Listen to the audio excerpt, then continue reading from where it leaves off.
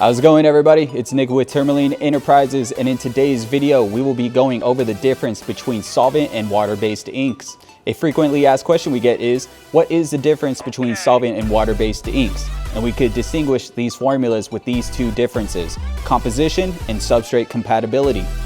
In terms of composition, solvent-based inks use organic solvents as the primary carrier, while water-based inks utilize water as the primary solvent.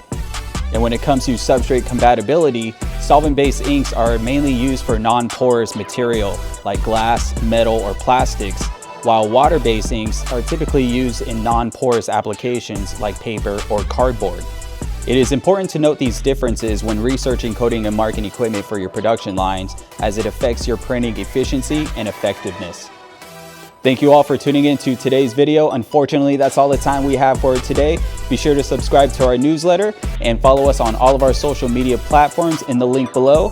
Hope you guys have an amazing weekend, and I will see you all next week.